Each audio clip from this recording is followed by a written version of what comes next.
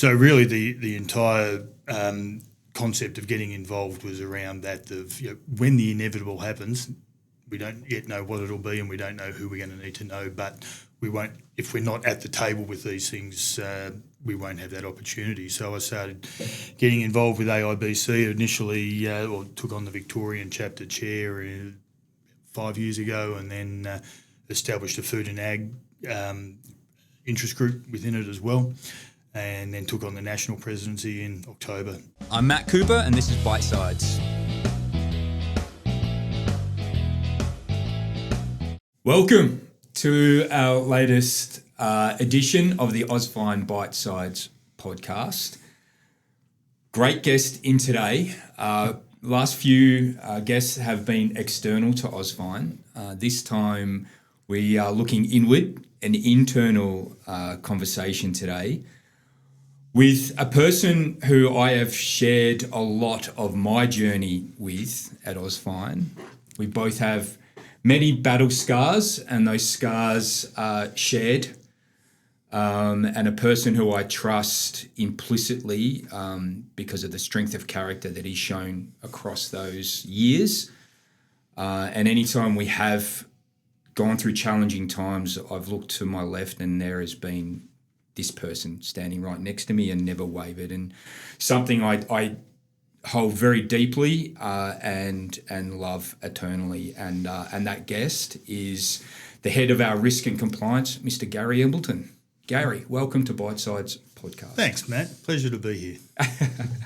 Great to have you here, mate. Yeah. It's what I've discovered across a lot of these conversations is that everyone has got a really interesting tale to tell, and even for those people who I know really well, quite often those conversations are really surprising, and we unearth a whole bunch of stuff I didn't know. So it's a great forum and format to actually learn a bit more about the person who I think I know, but potentially I don't know everything there is to know about them. So the format that I've been running with has been that we go all the way back to the beginning and ask you about your background and how, in the most condensed version possible, you end up being here today, but all the way back to your early days in the workforce. Sure. Well, great to be here with you, Matt. And as you say, we have shared a journey. Workforce. Well, even I guess before that, grew up kind of working class Melbourne. I think we've talked pretty similar backgrounds. Both our fathers are in trucking and so on, and probably grew up in an era of parents being aspirational for their kids and wanting them to do a little better, good education opportunities and so on. So grew up in Wheelers Hill, walking distance to the old VFL park and in that area, in an area you spend a bit of time down Gels Park with your girls and netball now. To this day, Gaz. Down the hill there. Developed some strong thighs on the bike. It was always riding uphill anywhere around there. Exactly. Went through Caulfield Grammar for my senior schooling, which again, eternally grateful to my parents for doing a lot of sacrifices back then to get me through Caulfield Grammar. Finished that, and at that stage, I was going to be the world's greatest accountant. Believe it or not, I believe not. Yeah. Went off and did first year of an accounting degree. Probably typical of a lot of my educational experience. I'd probably cruised through it a bit too easy, and reasonable marks came easy, so I didn't strive too hard for great marks. So finished up doing that down at what is now the Monash campus at Frankston. Mm-hmm. Peninsula, yeah. Yep, a bit of a hike to get there every day, and didn't really love it. So after a year, I was sort of a little bit lost, and actually, and this won't be complete without mentioning what's been my life partner, Tracy. We've been together since we were teenagers, and I remember sitting down with her on the eve of going back for second year uni and saying, you're not loving this. There might be other things to do. And fortunately, at that stage, you didn't really need a degree to go out and get a job. So I deferred the uni course and set about applying for jobs as an accounts clerk. That's kind of what I knew. I'd set up accounting system for my mother's small business at the time. She was a florist and her accounts were all over the place, so I'd done a bit of that. And that was, 1989, March of 1989. And at that stage, jobs were plentiful. In 4 days, I'd been offered 3 or 4 jobs, and for no particular reason, picked a job as an accounts clerk for a company called Lavery International, which set me on a lifetime journey. 1989, that's your first entry into the world of dairy trading. Yeah. And I assume Monash Frankston have still got that position open for you, waiting for you to come back to complete your accounting degree. Absolutely, yes. Send your note every year. I'm coming back, Garry. No. Take us back. So were Lavery's one of the ones in, was it Flinders Lane that they were, a lot of the dairy trading companies were originally, located? when I started, it was all about St Kilda Road back then. But yes, in prior and for the history, they were, I think, one of the 2 or 3 oldest dairy trading companies in the country. And I've got a bit of a history of Peter Lavery's grandfather once had a desk in what's now the men's room at the Inflation nightclub, I think. Tells a bit of a story around that. But at that stage, I turned up for my first day of work, 1st of March 1989, and being punctual as I am, I was there quite early and waiting for the office to be unlocked. And this tall, distinguished-looking gentleman walks into the lobby of the building and says, "Oh, can I help you?" So I'm here to start work at Lavery International. He says, "I'm Peter Lavery, nice to meet you," and lets me up. So I did accounts work there really for about 9 months, and at that stage they had an opening through a serious illness of one of their long-standing traders. He was not doing well with cancer at the time, and they kind of said, "Well, why don't we teach you how to trade?" And started out, once you go and trade some whey powder, you can't do much harm in that sort of thing. Famous last words? Oh, well, at that stage, I think whey powder was trading for about $150 a tonne. So Wow. it was pretty low risk. Yeah, sure. Yeah. So just on that, can you expand on the role of the dairy trade crew and how they then worked in with the Australian Dairy Board? How did that all work? Yeah, it was. I'd probably come in.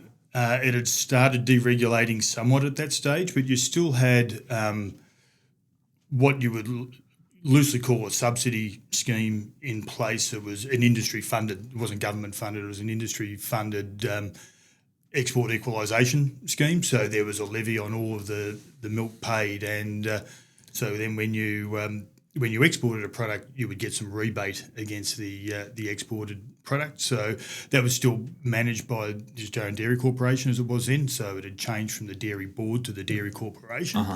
But Lavery's at that stage, and really the main business was that they were the kings of export cheese from Australia to the US. Yes. Which is the polar opposite to our business today. Yes, exactly. So even when, interesting you make that point, and you can expand on this, but when the recent US-Australia FTA was drawn up, that was very much seen as a risk by the American dairy industry that they were going to get flooded with Australian product, right? Yeah, and look, not personally, but Peter Lavery was at the forefront of that. He was the head negotiator for the Australian dairy industry on that US FTA. Back then, and still now, it was all written because at that stage it had only been northbound trade. It was Australian cheese and other dairy ingredients going from Australia to the US. The US industry was entirely uncompetitive globally at that point in time. Yep. Every now and then they exported surpluses when they built it up, and a big government subsidy would come in, usually in the form of an aid program along the way. So the FTA was entirely written around, and it was an extension of already, the Uruguay round of the GATT talks and so on, goes back a very long way, around safeguarding how much Australian dairy would go into the US. At that stage, and to talk about a couple of dinosaurs of the industry, the big players in the Australian industry was Murray Goulburn and Bonlac at that point in time. Neither of us, neither still with us. I'm still here. Yeah,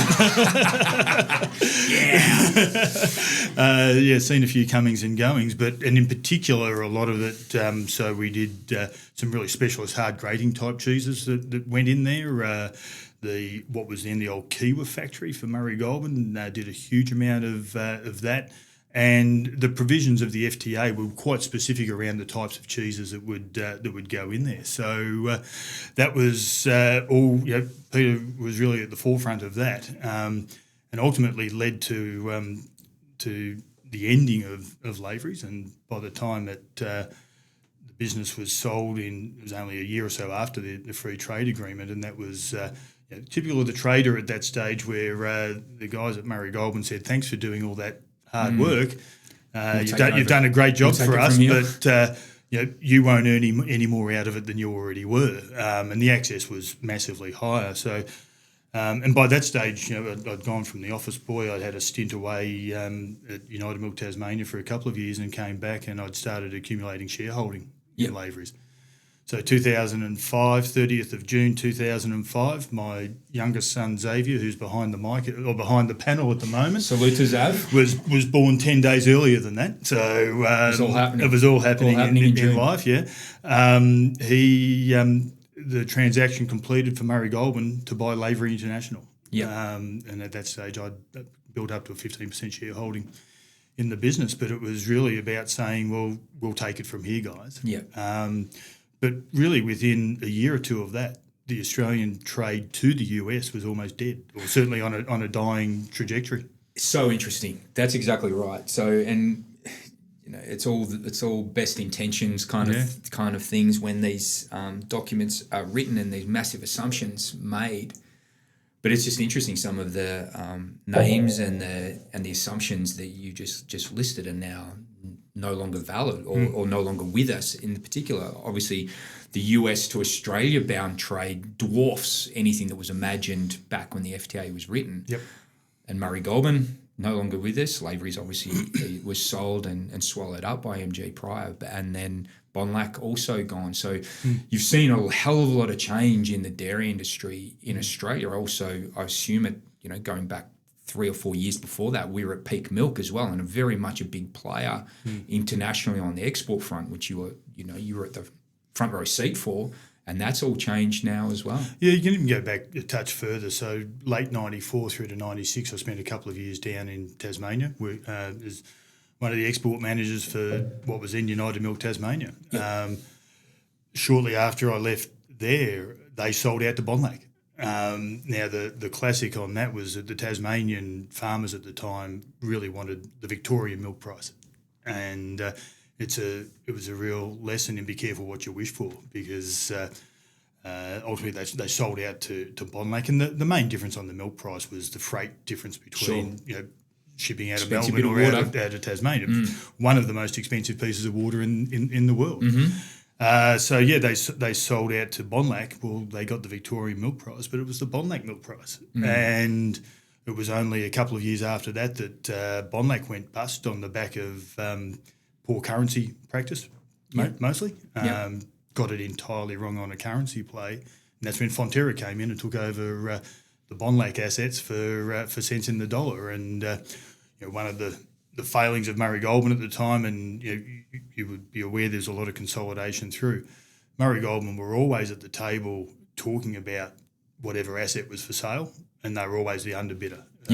Classic. You go to a charity auction, it's great to be the underbidder. You seem to be engaged, but you're not there. I got my hand up. Yeah, Murray Goulburn's hand. I hope someone else puts their hand up. That's the one. Murray Goulburn's hand was always up and always missed out. And largely, I think their attitude at the time was, why should we pay for something that it'll go bust and we'll get it for nothing type of situation. Sure. But so Bonlac was the first of those big dominoes to fall. From memory serves, probably the late 90s, 98.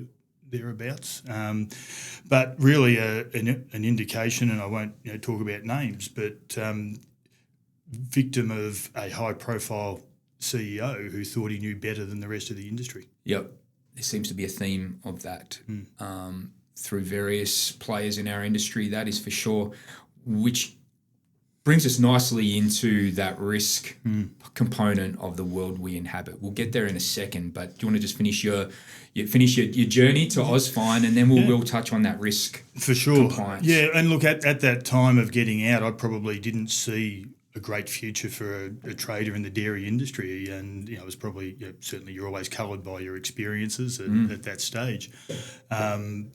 Had 3 years dried fruit, looking after the exports for Sunbeam Foods. Yep. Then a year with Mitsui.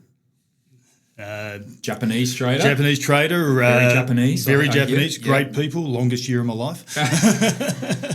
And then, as things often happen in our industry, got invited to a race day, which happened to be bumping into the big Chris Scarlett at a race day at Flemington. And many a story starts that way. And of course, by the end of the day, we were blowing a fair bit of sunshine to each other and whatever. And next minute, we're in serious talks about what my next career move would look like. So I guess technically, I think I started with Ausfine 12th of January in 2010.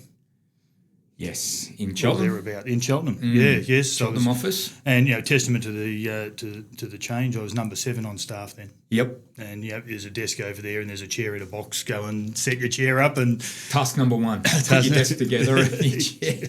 Exactly. But I think in terms of rounding it out, that whole what was there, and I give massive credit to Chris and his vision on seeing very early that the US was going to become a player the other way. And I think at a time where, as you say, we're in the massive drought and here in Australia, but globally, the US started growing, and it was going to be another 5 or 10 year journey before that really came to fruition. But Chris's foresight on that can't be underestimated on getting involved with that. Absolutely. Real cornerstone piece of foresight in our business, that is for sure, to see what was possible and see around that corner of the way the world was playing out. Obviously, global pricing rocketed through expected levels with the entry of China buying in particular, and brought the US well and truly into the international game of being, like to your point before, being very uncompetitive to being very, very competitive. So, I agree. And then your journey through Ausfine, you've played many a role here. You've worn many, many different hats, but where you arrive now is head of risk and compliance, which is a hell of a job because of the nature and the varied risk that we encounter every day. Do you want to just give us a summary of some of the risks that we face on a daily basis, and then how difficult it is to mitigate some of those? Yeah, and it probably does go back to part of that, those first conversations with Chris, where Lavery's had been run as a very well structured company. It was not big, it was only a dozen people or so, but everything was very strictly structured. I was taught how to do costings in a particular way, and the risk management and everything about it was, I think, at that point in time, Ausfine was very much a partnership type of a business. And Chris said, well, if we're going to grow this, we've got to run things a little tighter. And so one of the part of those early conversations was not what can I bring to the table as a trader and trade contacts. That was an important part of it, but also what can I bring to the table in terms of just an overall business management and understanding of what's important to a trading business to make it tick. And I don't profess to be I'm not going to be running BHP or anything like that anytime soon, but I've got a pretty good understanding of what makes a trading business tick. Yes, having a grown up in the room was good, which was very much part of your role. I agree. We can be a little scattered in our approach, Big Christoph and myself. So having someone there with a stronger guiding hand of what the risks are that we were taking or considering anyway was great. But if you look at some of the risks that we face, currency, geopolitical, weather. Yep. Credit risk, marine insurance, you name it, and certainly an approach that we've brought to the table as we've grown is whatever risk can be defrayed off with insurance, you should try and do that. And to a degree, I think our learning is the more you do it, the greater spread of risk you can give an insurance company, the lower your premiums become as well. And I think the best example of that is the way we handle credit insurance here. And we've got a great partnership with the tradies. That's been going now for around about 10 years or so with the tradies. And by their own admission, they've written us the most robust policy that they've written for anyone in Australia. And it's wide ranging, but we get fantastically affordable rates on it because we spread the risk really wide and have a robust approach to it. But also always taken the approach, whether it be with them or our marine insurers, that in the event of a problem and a claim, I work with them really closely to make sure that their losses are minimised. It's an approach that says whether it's our money or their money, we've got to make sure that we get the best outcome possible on this, and we work real hard to make sure that claims are handled in a really professional way and minimise the loss whoever's paying for it. It's a really interesting insight and very much a testament to the way you approach our business partners. I think that particularly our professional business partners, our banks and insurers being top of the list there, is that collaborative nature of the relationship. I think in other businesses and some other people's approaches to those kinds of relationships could be quite combative, and an us and them mentality, and we win in the case of an insurance event. We don't really care what happens to the insurance company. Well, they've got their own pressures and needs as well. So I think that approach is generally the right approach, because then you can, as if things go a little sideways, you can kind of work through it together as opposed to it being combative. Yeah, absolutely. And we've had a couple of instances where if they wanted to go with the absolute letter of policies and so on, they could have skipped out and left us high and dry on some things, but because of the approach that we bring in, they see how we're working with them. You get a bit better run on in a claim situation. The grey area can fall your way as against and not against you if you handle those things well with them. Yeah, for sure. And clear communication is always key, right? And I'd say that extends to our great banking partners we've had for a long, long time, HSBC, and the collaborative approach you've always taken with those guys as well.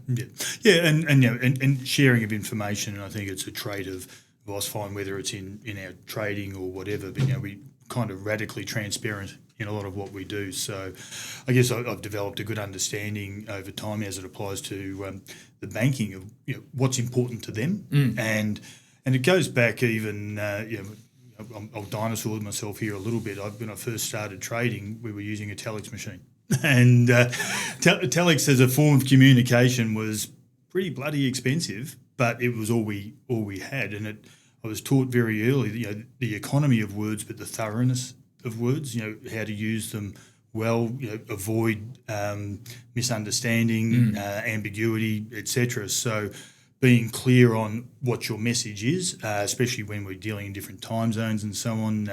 If your message was wrong on day one, you could be still trying to sort it out on day 10 and you're missing opportunities. So clarity of communication is really important, and that's then feeds into whether it be banking or insurance and so on, is understanding what's important to the other side. When I'm giving my message, can I answer their questions up front? And the more you can do that, the more confidence they've got in you that you've got it covered. Yeah, that your business and theirs. Yeah. Yeah, 100%.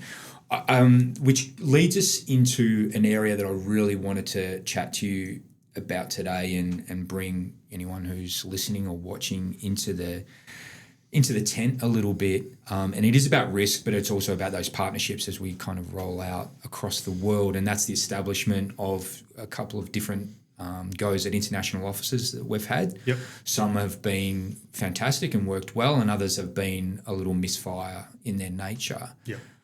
You've been at the pointy end of a lot of those expansions, whether by design or by fault or help. Run us through just at a high level, our experiences in trying to open up international offices and what you think have been some of the great things that have come out of them, some of the learnings. Yeah, obviously the first one was Philippines, and fortunately, I think that was started about 2 weeks before I started with Ausfine. So, you're not claiming that? No, one? not claiming that. But it was great learning journey, and I think it was first toe in the water. And if you consider at that stage, Ausfine was barely half a dozen people, and all of a sudden, starting up, trying out something, an international office, and a classic suck it and see type of situation, but fell victim to probably the progress of the business being well ahead of the business structure, and ultimately, one of the great things we do here is learn from the mistakes, and we've made plenty, so a lot of learnings there. There's a lot to learn from. Learning. Exactly. But, and so then I guess I was at the forefront of opening the Indonesia office in 2015. So we had 5 years worth of learnings and scars and some pretty dumb moves along the way. And ultimately bringing it back to you have to get the structure, the legal structure, all of your paperwork in place before you do anything. And that was what we got wrong with the Philippines, was getting well ahead of ourselves on the kind of business we were doing. Once you got on the wrong side of authorities, you were never going to get back on the right side in a place like the Philippines, and probably in about 95% of the world, in all honesty. So we got on the radar of the import authorities there and the tax authorities for all the wrong reasons, and not through dishonesty, but just through lack of knowing, in a sense, right? And so we addressed that, and with Indonesia, we started that journey, and it was pretty much a 4-year process to get the business registered and all the pieces of paper in place. Which and I remember some pretty good conversations with Chris at the time. Why can't we just do this? We're not doing it yet. Go and do something else, Chris. We got to do this. I somehow recall those conversations. Yes, but I guess we had a few ups and downs there as well. But with the sleep easy of we've got right on our side. We've done it right. We're happy to pay reasonable taxes in the country. We've said that from the outset, that we'll earn our profits and we'll pay our taxes, and we get that right. And in the event of a dispute, you should be able to rely on that and come out of it the other side. And yes, experience this week has shown that to be true. That we see it through, and like you say, if you got right on your side, good things should happen, and that has been the case over recent times, which has been great. Would you say, obviously, we pick our mark, and trying to set up wholly owned subsidiary offices in second world countries has its challenges. We've recently opened up the US office, which we would consider to be a first world country, very friendly to business setup. Have you seen any similarities, I guess, or what are the great things about setting up in a first world country as opposed to the challenges around second world? But do you see any kind of parallels between the two? Oh, for sure. I think it's a classic, and you use the phrase a lot. You don't know what you don't know, right? And I guess you could feel very complacent about going in the US because every night we're watching something about the US on television, whether it be a crime show or a lawyer's show or whatever. You think you know it, but what you see there is the US is 50 states. It's actually probably a lot less federated in a regulatory sense than what Australia is. So every state you go in, you're encountering different rules and regulations. We're finding it. We've got one of our staff there is in Pennsylvania. Others are in Colorado, and the taxation laws, the labour laws, the hiring and firing rules are different everywhere you go. So we're trying to do a lot more hiring than firing, of course, but the different applications in different areas is a challenge. Kylie's our HR lady is doing a fantastic job at keeping across a fair bit of that. So there's a real learning journey to it. But even as it applies, back to Indonesia, and I think it's worth touching on what our strategy was in going in there. And at the time, it was all about the China boom. Everyone in Australia was piling into China and flying over Indonesia. Yeah, and as we talked about it at that time, that while everyone's piling into China, there's this country to our immediate north with close to 300 million people, and the same stories of emerging middle class and so on, and a market that petrifies a lot of people, sometimes for good reason, sometimes not. So, but our business model does work where there's a bit of chaos, and that fitted the bill. And of course, can't go without mentioning Mei-Ling, our country manager there. She's been with us from day one, and amazing person. If Ausfine's about people, that's it right there. Yeah, 100% agree. She's an amazing person who we love dearly, and couldn't have done any of it without her. Getting back to the US, just really quickly, it's just interesting you make that comment, because in many respects it is like 50 different countries, and dealing with different jurisdictions, and even within the one jurisdiction, different departments, and it's very confusing to an Australian. It is. Everyone talks there around. For a lot of them, they consider sending product 2 states away to be an export transaction, just about. Right? Well, yeah, that's and it's not so far from the truth, in the sense you've got to go across different jurisdictions who want their cut of the taxation and whatnot. And navigating your way through that, it can be pretty complex. Yeah. Again, I'm kind of jumping across the Pacific here, but coming back to Indonesia, and the other thing that you've done fantastically well is that engagement with the different industry bodies as well. And you're now, I think, El Presidente, is that right, of the AIBC? That's right. Maybe just touch on that for a couple of minutes. Yeah, so I guess, again, when we started, and it was part of that Philippine learning, was understanding that at some point in time, having a business there, we're going to have a problem. And my thought process at the time, I went to a AIBC conference, Australia Indonesia Business Council conference, early at the invitation of the guys, our lawyer up there in Indonesia. He said, come along and have a bit of a look, and really recognised at that point in time that we're going to have a problem at some stage. We don't know what the problem's going to be. We don't know who we're going to need to know, but we're going to need to know someone. And so really the entire concept of getting involved was around that of when the inevitable happens, we don't yet know what it'll be, and we don't know who we're going to need to know, but we won't, if we're not at the table with these things, we won't have that opportunity. So I started getting involved with AIBC initially, took on the Victorian chapter chair 5 years ago, and then established a food and ag interest group within it as well, and then took on the national presidency in October last year. So, it's got Ausfine's name out there really well, but through some of the inevitables that we thought about, established a great range of contacts, some people we can call on and for a bit of help, but also being able to bounce off, we're having this problem, how would you handle it, and that kind of thing. It's a real forum for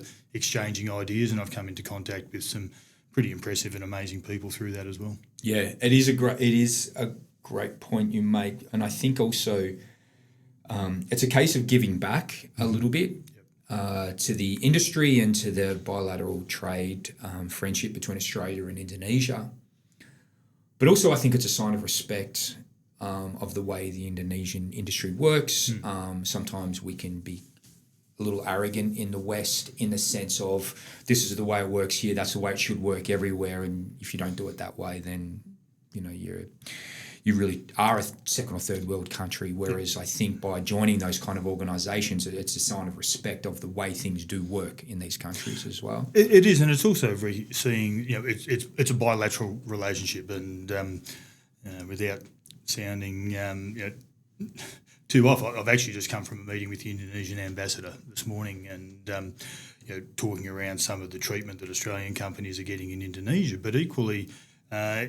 We're not saints on this as well. And he was telling me about one of the Indonesian mining companies that's won a court battle to get things started on a mine. They've done everything legally. They've got all of it right, but they're wrapped up in green tape. There's lobby groups and so on that there's just one more court. Okay, one more. So in Indonesia we tend to get wrapped up in red tape. Well, the Indonesian companies here are being wrapped up in a lot of green tape along the way as well. So it cuts both ways. It does cut both ways, and we can't pretend to be the victim when we're not perfect ourselves. Yeah, 100%. No, great call.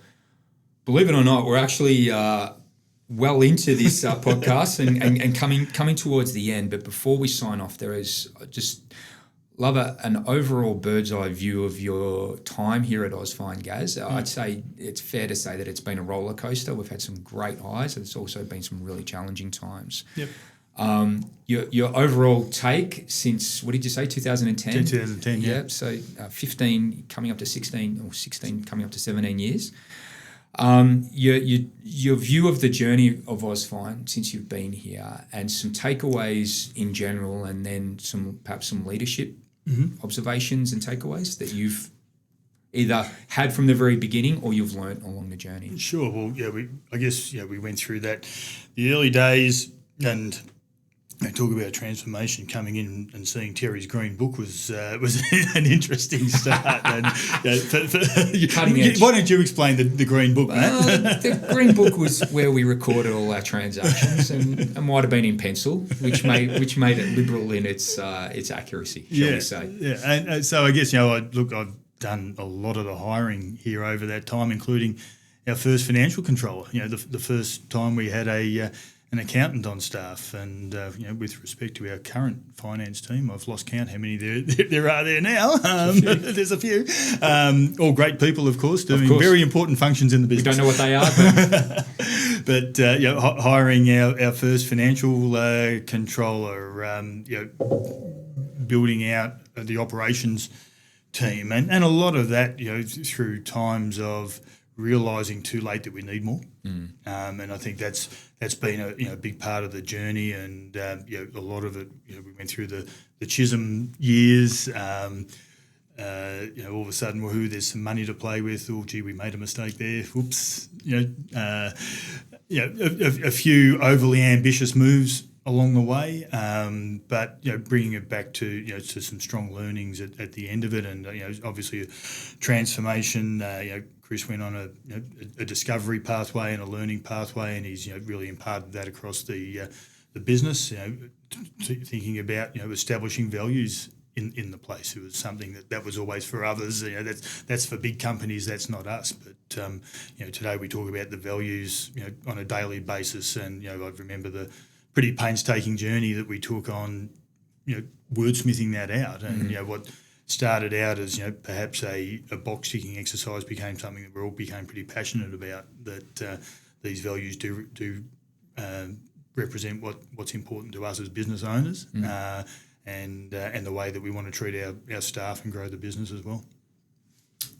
Agreed on all that, Gaz. I'll reiterate, it has been a roller coaster. There been challenges, but there's been some bloody good times as well. Yep. Across those 16 years. A deep thank you to you as I go round back to my opening remarks. You have always been there, and a sign of a person is how they turn up when the chips are down, and you always turned up, which I really, really appreciate. So also appreciate your time today, and thanks for your time on the Ausfine Bite Sides podcast. Always a pleasure, Matt. Thank you. Thanks, guys. Okay.